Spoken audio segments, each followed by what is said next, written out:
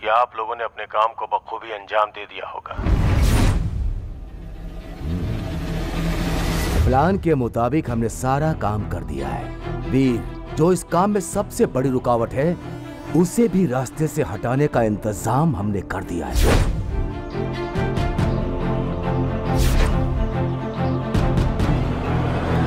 इंशाअल्लाह इस बार हम अपने मकसद में जरूर कामयाब होंगे। खुदा हाफिज।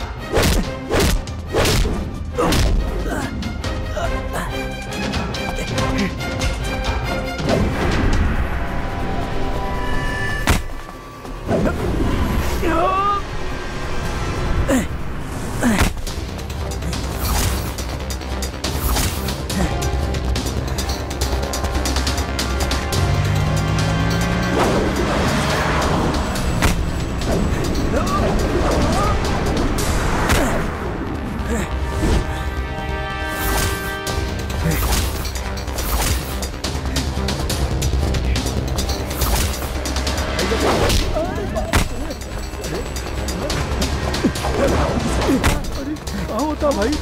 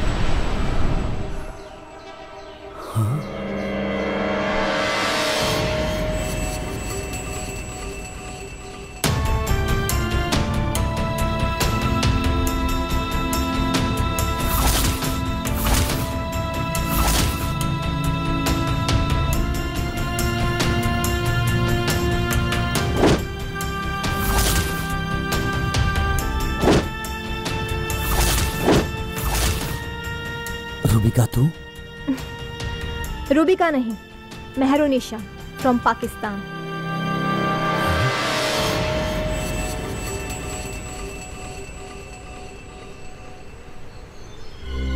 पाकिस्तान?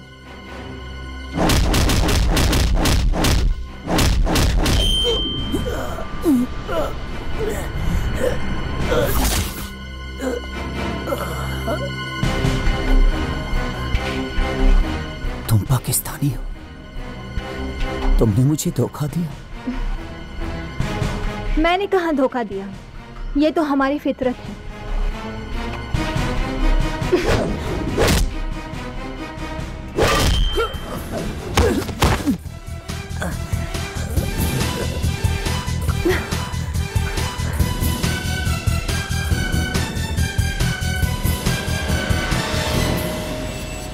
अब हम तोहरा से दूर ना रह पाए वीर। हमारा जीवन में तोहरा अलावा क्यों नहीं खे।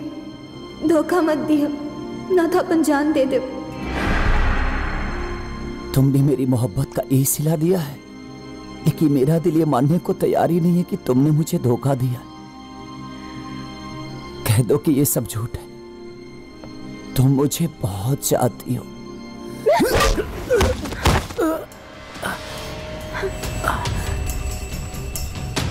तुम मुझसे बहुत प्यार करती हो।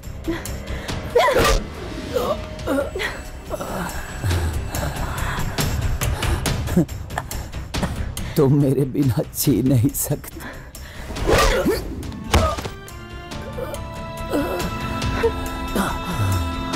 याद रखना, अगर मेरे बिना तुम जीना भी चाहोगे ना, तो मेरी मोहब्बत तुम्हें जीने नहीं देगी।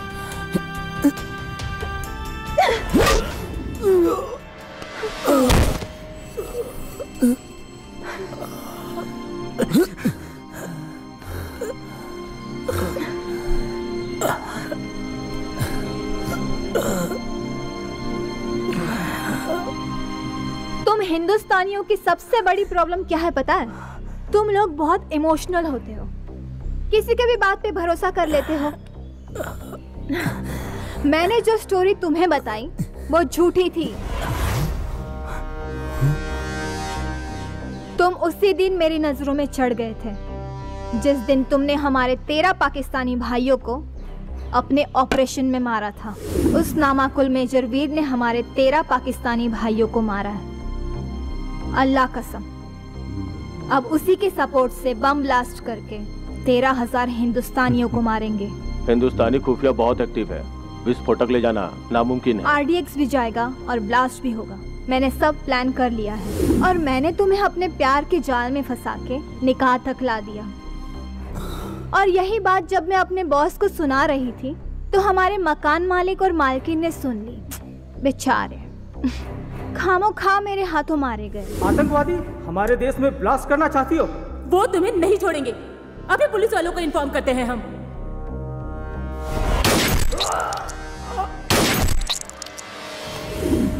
और हाँ, एक बात और, मैंने ब्लास्ट में अपने माँ बाप के मरने का ड्रामा किया था।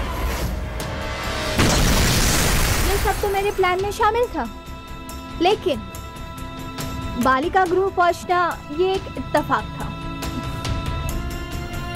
लेकिन मेरे इरादे इतने मजबूत थे कि खुदा ने भी मेरी मदद की और मुझे तुमसे मिला दिया। और गिलानी के पास जाना भी मेरे ही प्लान का हिस्सा था।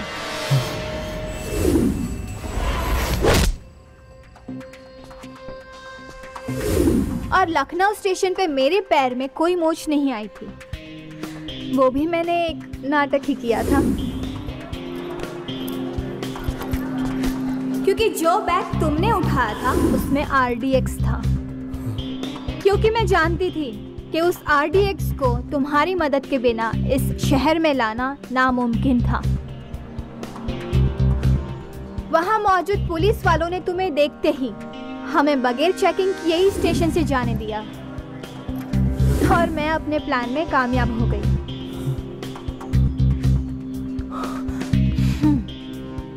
कल ठीक 12 बजे तुम्हारा हिंदुस्तान दहल जाएगा। आरती की जगह लोगों की चीखें सुनाई देगी। अपने बच्चों को गले लगाने की बजाय माँ बाप उनकी लाशें उठा रहे होंगे। खाने के हर प्लेट में मांस के लोथड़े होंगे। चहल पहल की जगह सन्नाटा पसरा होगा।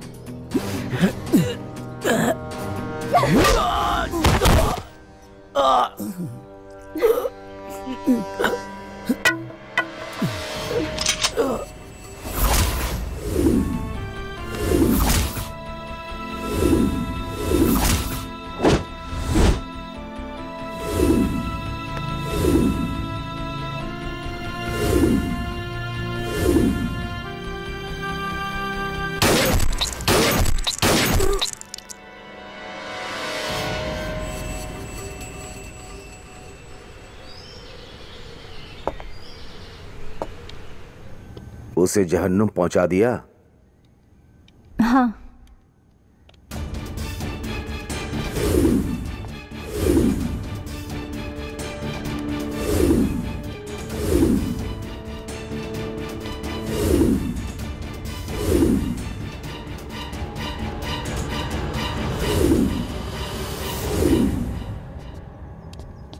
अस्सलाम वालेकुम। वालेकुम अस्सलाम। भाइयों, अब वो वक्त आ गया है कि हम अपने भाइयों की शहादत का बदला इन हिंदुस्तानियों से ले सकें। और इस नेक काम में अगर आपकी जान भी चली गई तो आपको जन्नत मिलेगी।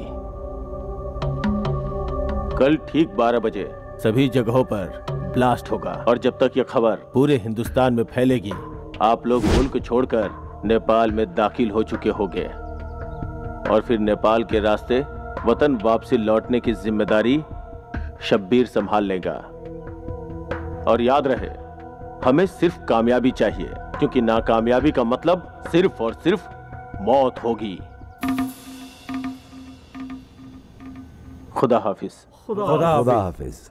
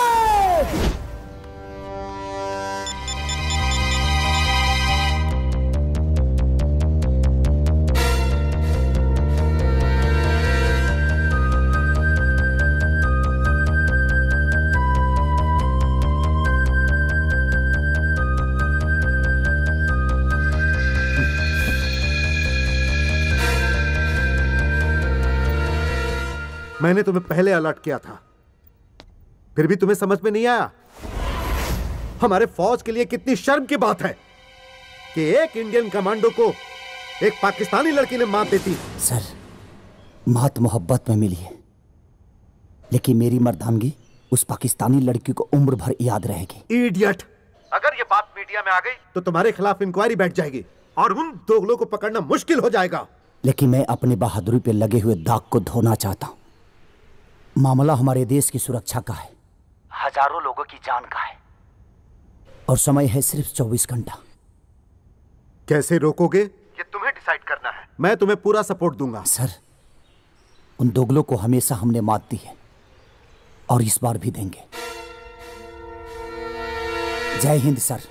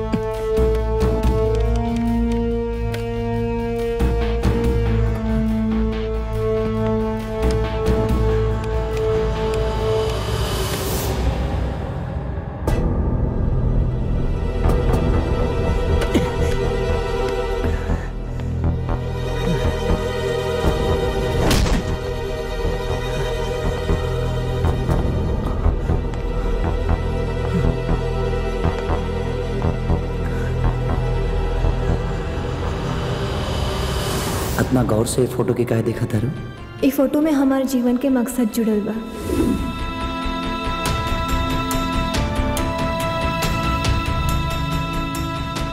आरती की जगह लोगों की चीखें सुनाई देगी।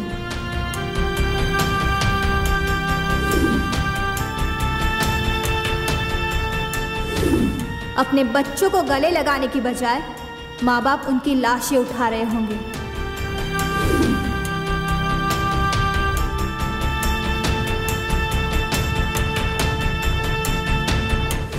खाने की हर प्लेट में मांस के लोथड़े होंगे।